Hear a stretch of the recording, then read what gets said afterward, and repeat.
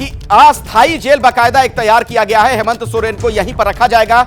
ये जो घर आप देख रहे हैं इस वक्त, जो आपको तस्वीर नजर आ रही है, हेमंत सोरेन के लिए इसे अस्थायी जेल के रूप में रखा जाएगा। हेमंत सोरेन को यहीं पर, चूंकि मुख्यमंत्री रहे हैं और उनकी सुरक्षा एक बड़ा कंसर्न है, इसी के मद्देनजर यह निर्णय लिया गया है कि यहां पर जो इस वक्त तस्वीर आप देख रहे हैं, इसी को जेल के रूप में परिवर्तित किया जाएगा, यानी यहीं पर उन्हें रखा जाएगा। ईडी की निगरानी में वो रहेंगे। हेमंत सोरेन इसी अस्थायी जेल में रखे जाएंगे।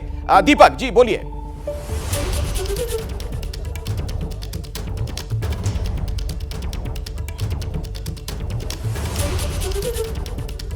दीपक, क्या मुझे सुन पा रहे हैं?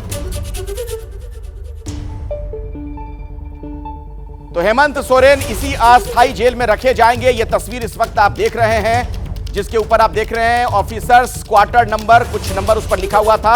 यहीं पर हेमंत सोरेन को रखा जाएगा। फिलहाल इसी क्वार्टर को अस्थायी जेल के तौर पर परिवर्तित किया गया है, जहां पर ईडी की निगरानी में वो रहेंगे। अब मैं आपको लिए चलता हूं, एक बार फिर से हमारे साथ दीपक रावत ईडी दफ्तर के बाहर से जुड़े हुए हैं। दीपक, क्या कह रहे थे आप? अपनी बात बता दें, पूरी कर लीजिए बात।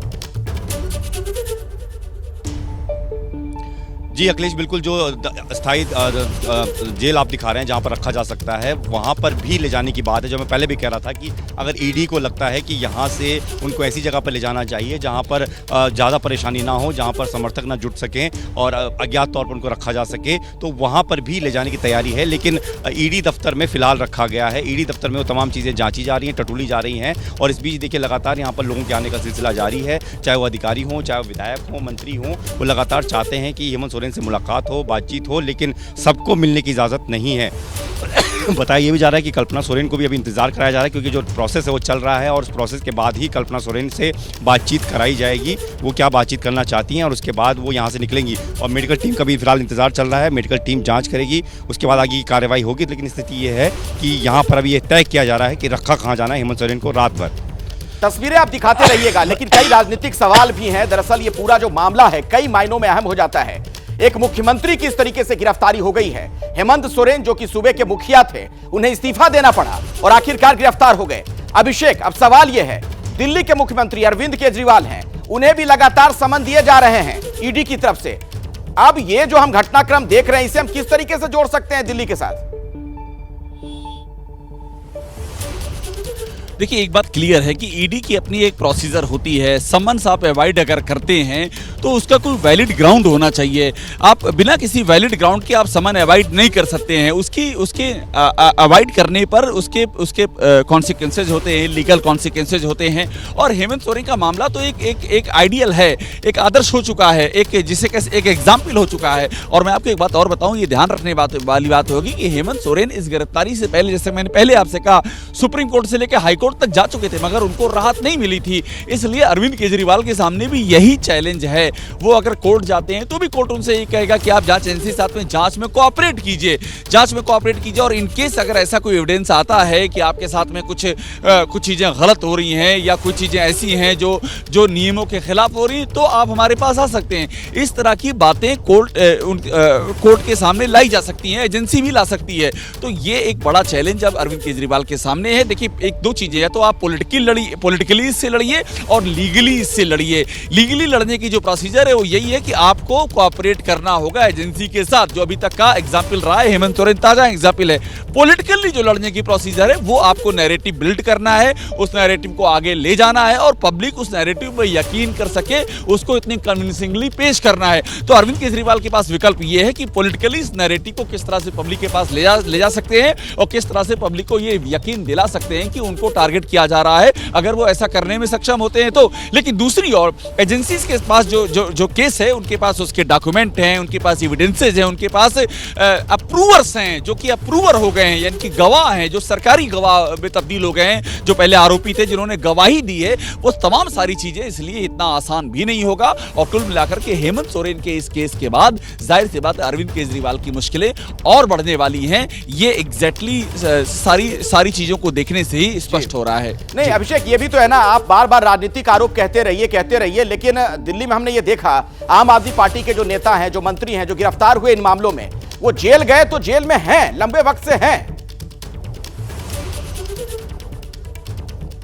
मैं आपसे वही कह रहा था कि कोर्ट से राहत नहीं मिल रही है, कोर्ट जमानत नहीं दे रहा है। इसीलिए मैंने आपसे कहा कि आपको कन्विंस करना पड़ेगा जनता को कि आखिरकार आपको टारगेट किया जा रहा है। जैसे आप ये कहेंगे कि एजेंसी टारगेट कर रही है, गवर्नमेंट टारगेट कर रही है, तो दूसरा काउंटर नैरेटिव आता है सामने, तो फिर आपको कोर्ट जमानत क्यों नहीं दे रही है?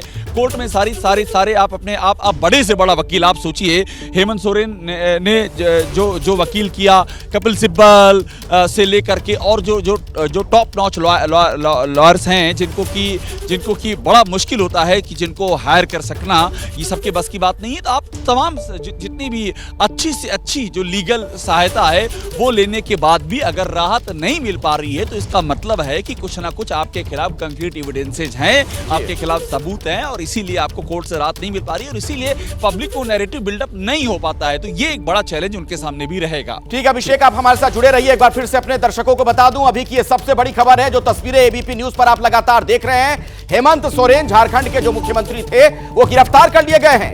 ईडी ने उनसे लंबी पूछताछ की और पूछताछ के बाद आखिरकार उनकी गिरफ्तारी हो गई, उन्हें इस्तीफा देना पड़ा। अब वो मुख्यमंत्री नहीं है सूबे के।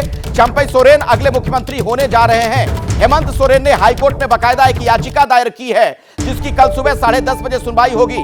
ये हाईकोर्ट में याचिका लगाई गई है, लेकिन ईडी की तरफ से उन्हें 10 बजे सुबह अदालत में पेश किया जाएगा। चूंकि अब उन्हें गिरफ्तार कर लिया गया है, तो अदालत में उन्हें पेश करना पड़ेगा, और बाकायदा अस्थायी जेल भी वहां पर बना ली गई है रांची में ही। वहां पर एक सरकारी क्वार्टर है, जिसे अस्थायी जेल के तौर पर परिवर्तित किया गया। वहीं पर ईडी की निगरानी में फिलहाल उन्हें रखा जाएगा। ईडी की कोशिश होगी कि उन्हें रिमांड पर लेकर आगे और ज्यादा पूछताछ की जा सके, पड़ताल की जा सके, तमाम सुरागों को, सबूतों को, कड़ियों को जोड़ा जा सके, और इसी दिशा में ईडी अब आगे कोशिश करेगी। अदालत का क्या रुख होगा, यह देखना बहुत ही महत्वपूर्ण हो जाता है। अभिषेक, एक और राजनीतिक सवाल के साथ मैं आपके पास आना चाहूंगा, और सवाल ये, जेएमएम के फ्यूचर के लिहाज से, भविष्य के लिहाज से अगर हम देखें, झारखंड मुक्ति मोर्चा के लिए यह कितना बड़ा डेंट है? क्योंकि शिबू सोरेन के बाद तो अब सबसे बड़े नेता हेमंत सोरेन ही थे। देखिए, दो तरह से डेंट है। एक तो ये है कि आपकी इमेज पर बड़ा डेंट आया है। इमेज का मतलब ये है कि एक बड़ा दाग लगा है कि करप्शन के मामले में गिरफ्तारी हुई है, और वो भी 10 समन्स के बाद हुई है। लगातार एक लंबी प्रक्रिया, हेमंत सोरेन सुप्रीम कोर्ट गए, हाई कोर्ट गए, उनको राहत नहीं मिली। तो एक बड़ा डेंट ये। दूसरा जो बड़ी चैलेंज होगा, मुझे लगता है वो परिवार के भीतर से होगा। चूंकि हेमंत सोरेन अगर जेल जाते हैं, तो परिवार में दूसरा दावेदार कौन है? वो सीता सोरेन है। सीता सोरेन यानी उनकी भाभी, सीता सोरेन की बेटियां हैं, बसंत सोरेन उनके छोटे भाई हैं। ये जो परिवार के लोग हैं, जो कि हेमंत सोरेन की मौजूदगी में जो शांत होकर के बैठे थे, लेकिन जिनकी महत्वाकांक्षाएं हैं, और महत्वाकांक्षाएं समय समय पर सामने आती रही हैं, ये महत्वाकांक्षाएं अब खुलकर के सामने आएंगी कि दिशोम गुरु यानी कि शिबू सोरेन, हेमंत सोरेन अगर जेल चले गए हैं, तो उसके बाद जो राजनीतिक विरासत है, चलिए इलेक्शन तक के लिए एक टेम्परेरी अरेंजमेंट हो गया कि चंपई सोरेन को ले आया गया, लेकिन चुनाव भी इसी साल हैं। उस स्थिति में किसको प्रोजेक्ट किया जाएगा?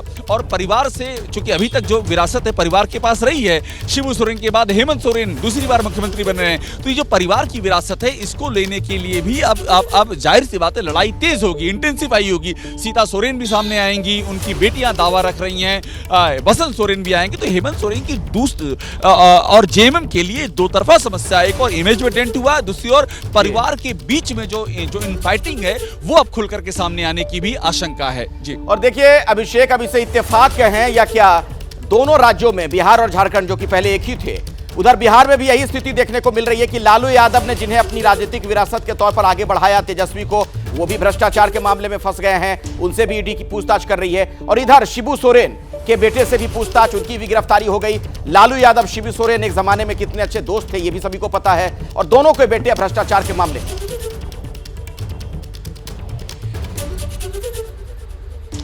बिल्कुल, ये एक संयोग भी है, और ये एक जो है, यूं आप समझ लीजिए कि एक तरह का नैरेटिव भी है। और नैरेटिव मैं इसलिए कह रहा हूं कि नैरेटिव अब चलेगा, शिबू सोरेन, हेमंत सोरेन, लालू यादव, तेजस्वी यादव, तो एक परिवारवाद और दूसरा जो करप्शन है, ये दो नैरेटिव एक साथ ज्वाइंट होकर के चलेंगे। और इसको आगे ले जाइए तो सोनिया गांधी, राहुल गांधी और नेशनल हेराल्ड के मामले, यंग इंडिया के मामले, सारे नैरेटिव क्लब किए जाएंगे। ये मैं आपको पॉलिटिकली बता रहा हूं, पॉलिटिकली जो होता हुआ आप दिखेगा। बिल्कुल, आप कह रहे हैं कि भ्रष्टाचार में परिवार डूबता हुआ नजर आ रहा है, और परिवारवाद के आरोप तो हैं ही। जैसे ही घड़ी का काटा दोपहर 2:30 पे आए, बबीता जी का दिल सास बहू साजिश के लिए मचल जाए। और ये है इनकी बहू, पूरे दिन ऑफिस की टेंशन हो जाए गॉन जब ये करें अपना फेवरेट शो फ्री टाइम पे ऑन। इनकी तरह आप भी देखें अपना फेवरेट शो अपने टाइम पर और डाउनलोड कीजिए एबीपी लाइव ऐप अपने स्मार्ट टीवी पर।